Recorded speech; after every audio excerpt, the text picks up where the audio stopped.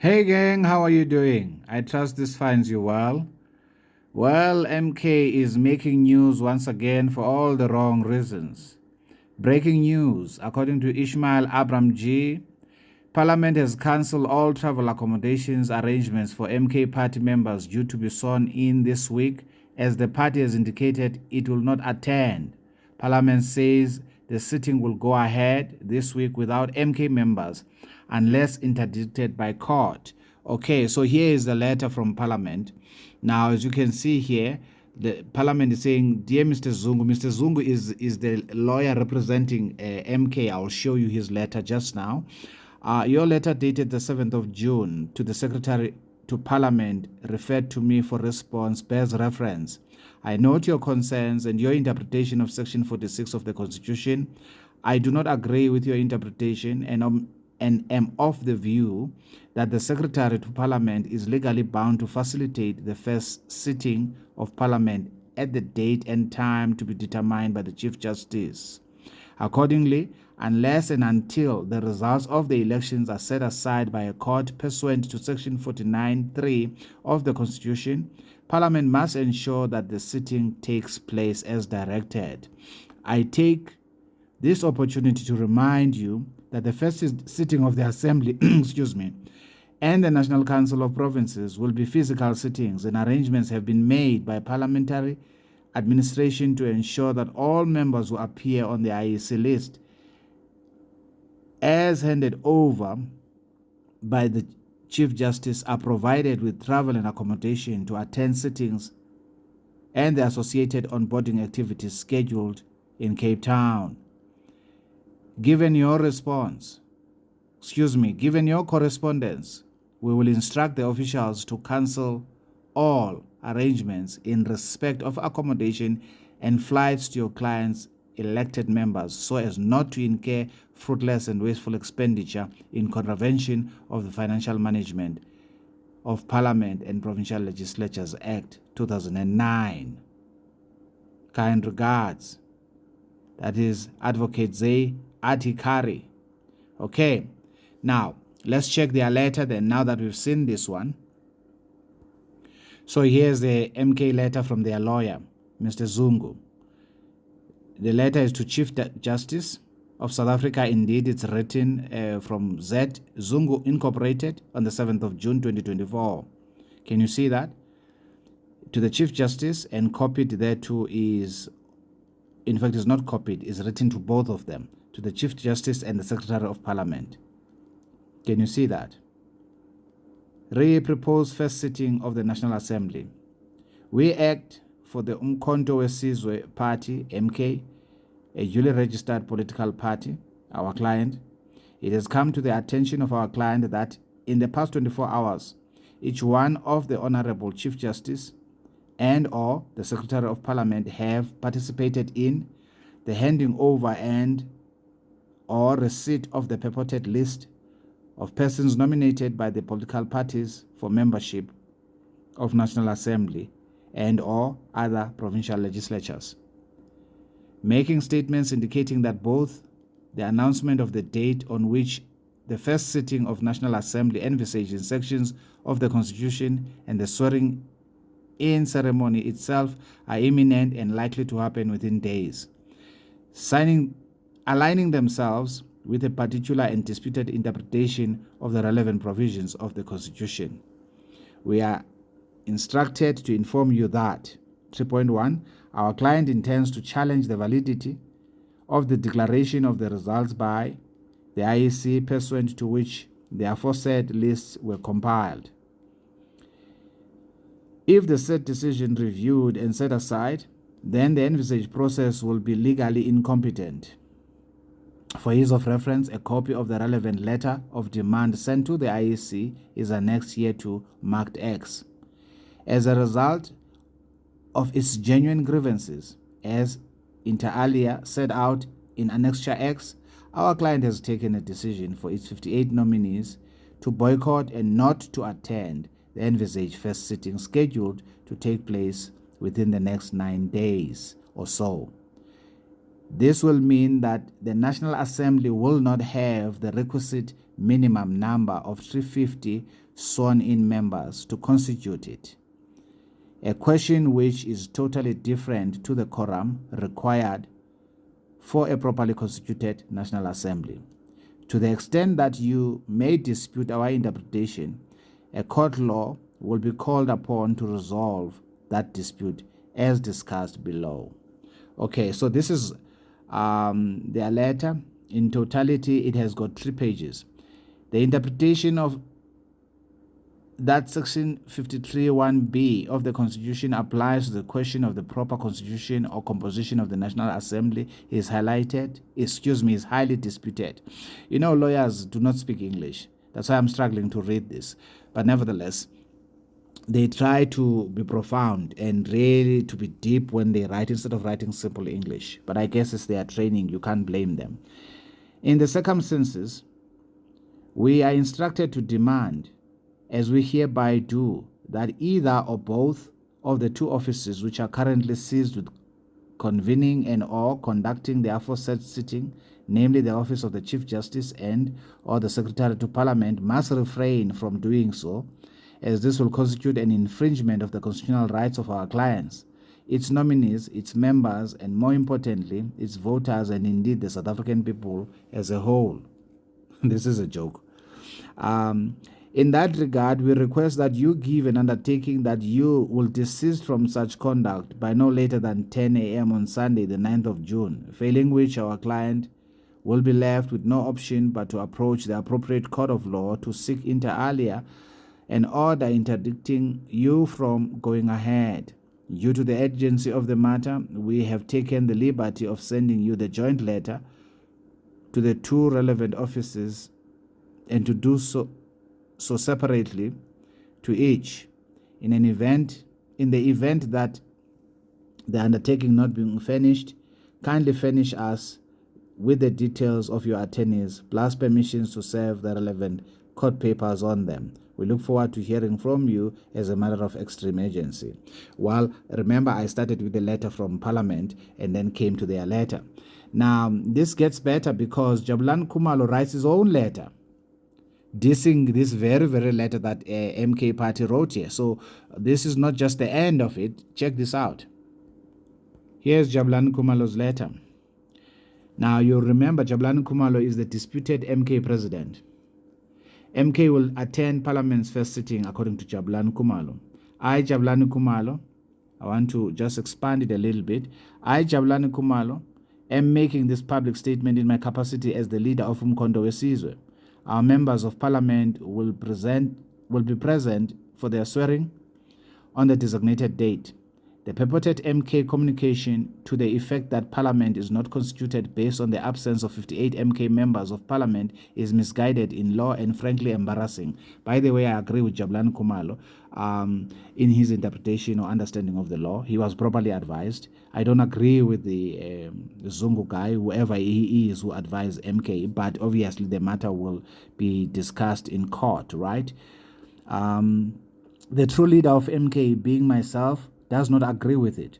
Parliament has been constituted with 400 members as the confirmation of the 400 elected members following the elections. That's a proper understanding of Section 53, Sections 46 through to Section 53 of the Constitution. You can read it for yourself. Not just Section 46 and Section 53. No, Sections 46 through to. You'll get a proper understanding. Should any MK member of Parliament not avail themselves for understandable fear of victimization by Mr. Zuma and his clique, will not in itself be basis for Parliament not to continue with its business of swearing in members of Parliament and continue with its scheduled business on the date chosen by the Chief Justice.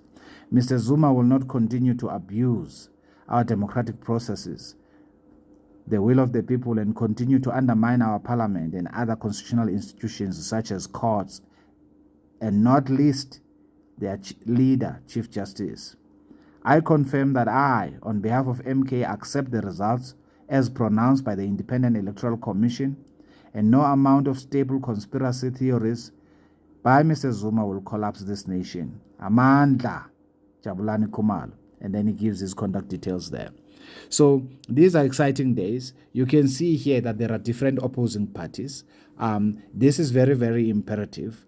On the other hand, you know that there are GNU discussions taking place.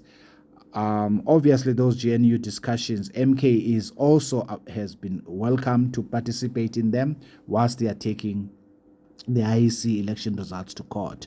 Now, here is the reason why I made this video, because I'm sure some of you have already been exposed to these letters. It is very, very important for you to understand that we are not running a country by the law of the jungle. We are running a constitutional democracy.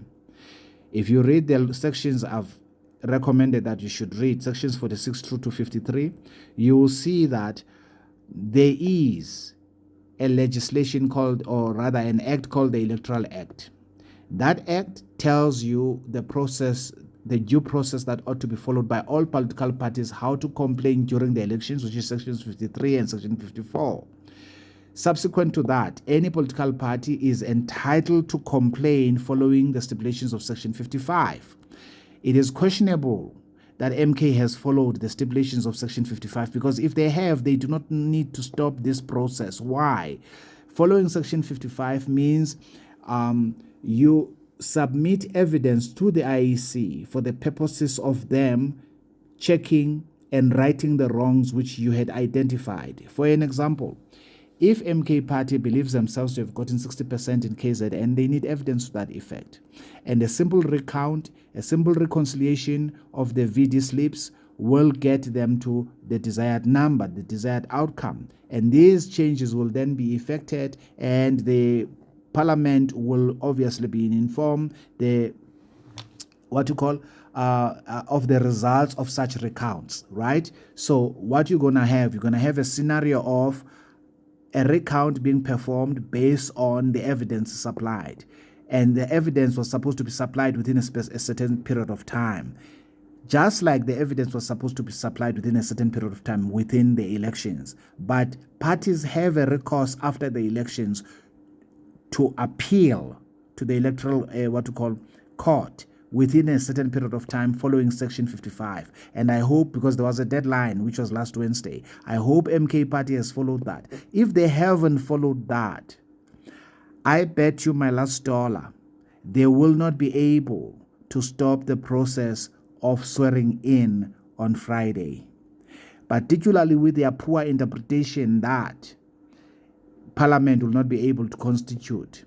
Why? Because the law, the Electoral Act, which is a law enacted on the instruction of sections 47 of the Constitution of the Republic, states categorically that it is members of Parliament that gets to be sworn, meaning you don't become a member of Parliament after you are sworn. You become a member of Parliament after you've been elected.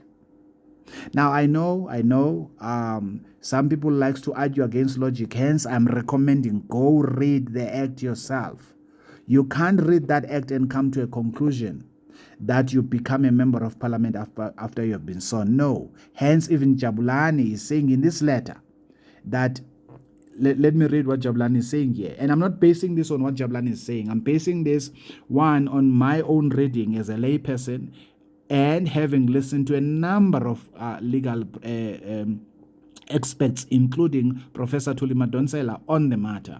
So you become a member of Parliament by reason of winning the elections. So your party wins that is why IEC, when it announces elections, it tells you how many members are going to Parliament. And they do that calculation for each political party, and they take those lists and the names and go and give them to the Chief Justice, to the Secretary of Parliament, who must then hand them over to the Chief Justice, because those individuals have been elected to be members of Parliament, and their political parties are given a certain leverage to effect changes on those members, and after that they can change those names for at least a good year.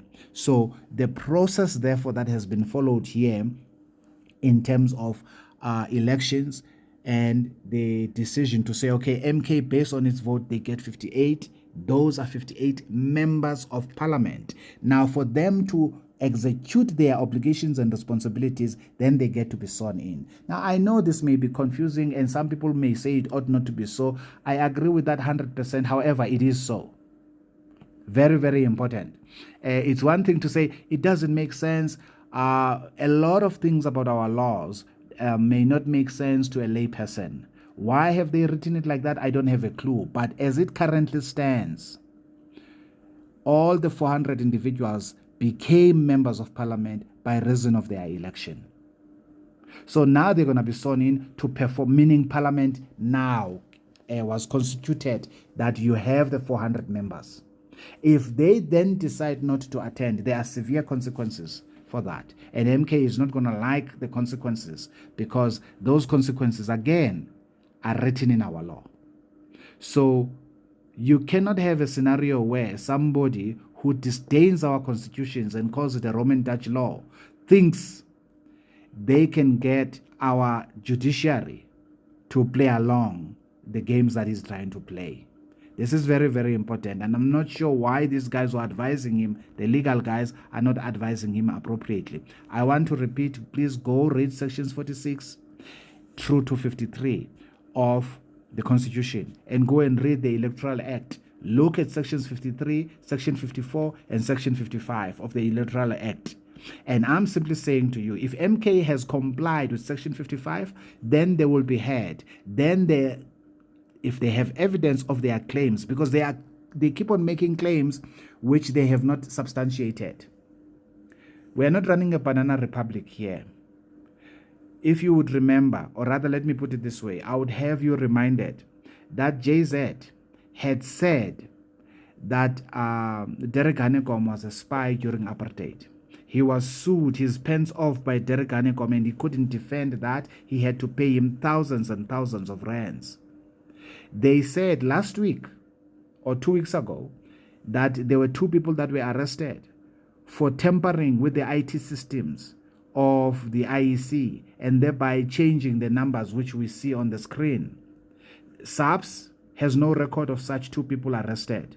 The CEO of the IEC has no record of such 2 people being arrested. Were there irregularities during elections? Yes, there were, like in all our elections. But I've explained this in a different video, that irregularities that will cause a recount or a revote. Okay, I need to explain firstly a recount. A recount can be done if IEC determines that the VD concerned, when you look at what the political parties had recorded and what the VD slips are showing, that look, okay, there's a ginormous difference here, there's ginormous discrepancies, and all the political parties are complaining, or a significant number of people are complaining within that particular VD, and there are irregularities that they cannot account for, meaning a simple reconciliation of the VD slips with the political parties slips cannot successfully resolve. Then the IEC, as they did last week, where they did 24 VD recounts. Remember, they did perform 24 stations were recounted. Remember that. So do not be deceived by MK when they tell you that we have all of this and the IEC is just ignoring. No, nobody is being ignored. But those who seek to practice lawlessness will be ignored. So I want you to wake up from the fact that Jacob Zuma is playing politics here. He has no interest to comply with the law. And therefore, we can't be drawn to that level. Okay? Jacob Zuma is 82 years old. It would be a pity that he has to be rearrested again for threatening IEC members with violence. If violence breaks up, obviously he is going to be arrested. That goes without saying. But all I'm simply saying here, the IEC has followed all the things you see on Twitter, where people are saying we had this number of votes, there's vote rigging and all that. Even Mackenzie came out publicly making such claims without any evidence. So I'm appealing to you as my fellow countrymen. Pay no attention to individuals who make these claims on TV without evidence. Why? Because there were processes and procedures that they all signed to, that they would follow and be an account and be held accountable by those processes. It can be therefore that when you have not received your two-thirds majority that Zuma was claiming he was going to get. I don't know on which crazy tablets was he on when he made these statements, together with all the MK youngsters who were hell-bent that we're going to win with two-thirds. Now that they didn't get their two-thirds, all of a sudden, we must have a recount or we must have a revote. No, 1,000 times no. A revote in the first place will discourage multitudes of individuals who have voted. Remember, KZN has got 12 million individuals. Only Msholozi only got 1.5 million. If you want to believe that 1.5 million is representative of 12 million, then we need to have your head examined. You get the point? KZN alone, just before you talk about the country right now, KZN alone cannot be held at ransom by 1.5 million when there is 12 million citizens who stay in that province.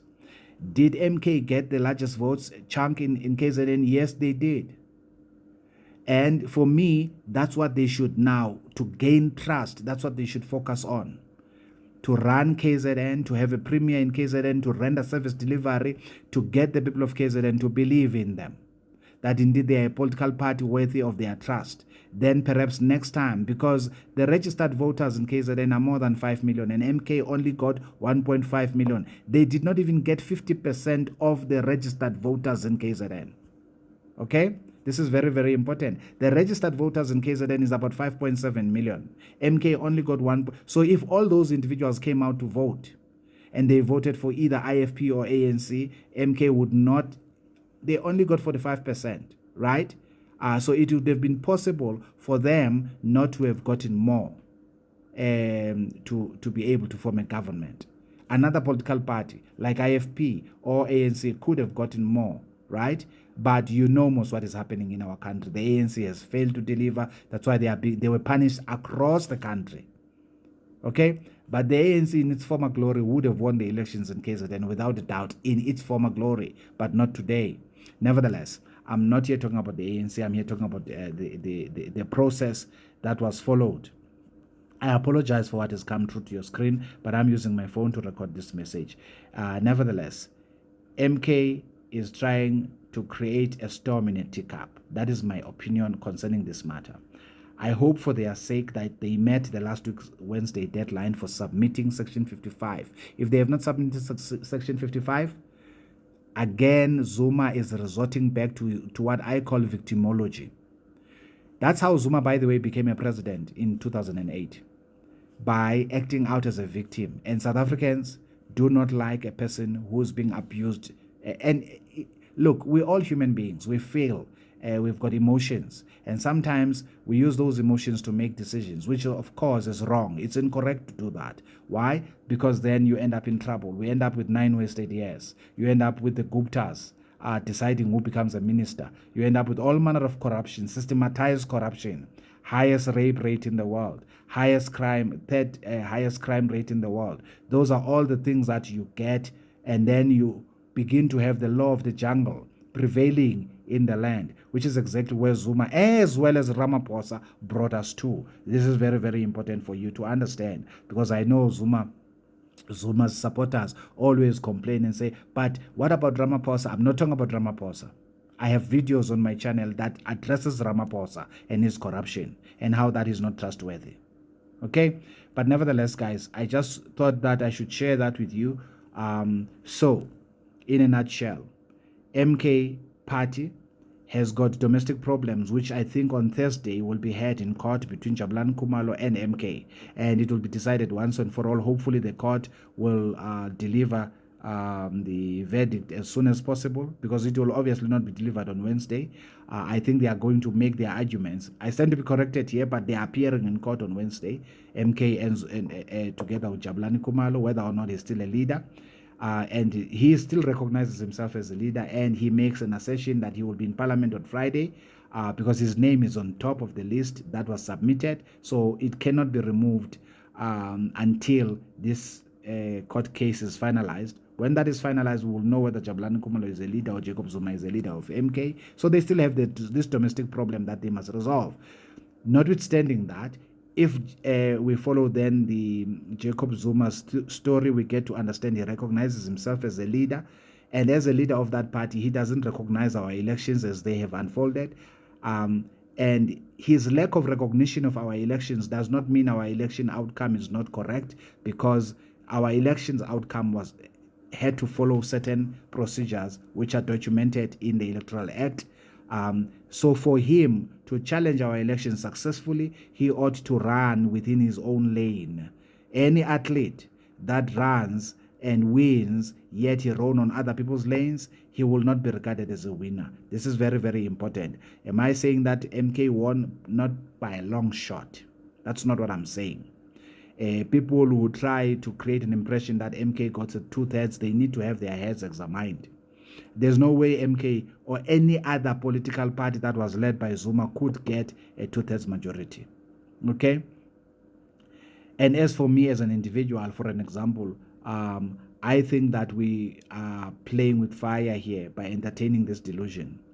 I want this to be done publicly, as transparent as possible, whilst we have our soldiers and the police manning the situation and observing the situation in KZN, in Mpumalanga, and in Gauteng, to ensure that there's no loss of life or outbreak of violence.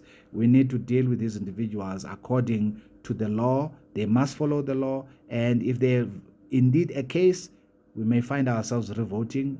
I'll gladly go and revote if it becomes a decision of the Constitutional Court that ought to be the case. But if that is not the case, because you see, they are appealing to the Constitutional Court again, jumping the Electoral Court, why I don't have a clue.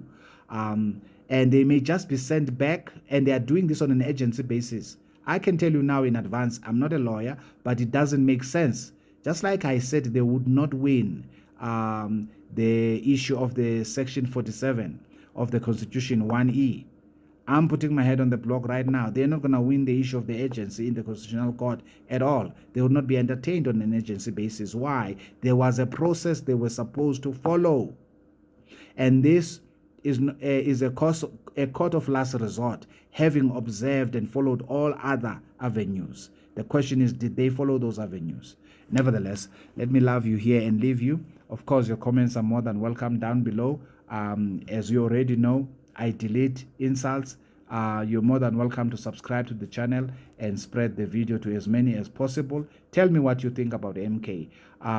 Is Jacob Zuma really being ill-treated here? Do you genuinely believe that? Are there facts to support that? Or does he want a special treatment to operate outside the law and do what I call victimology, to appeal to South Africans' emotions? Because for me, that's all that I'm seeing here. And mind you, that is a very, very dangerous psychological strategy that takes simpletons by storm. That's how we got 14% throughout the country, or rather 15%, 14.59, that's 15%. That's how we got 45% in KZN. It's because there's lots of people who are emotionally unbalanced, who are easily moved, tossed to and fro by every wind of contrary doctrine. Nevertheless, guys, as I've already said, let me love you and leave you. Ciao, ciao.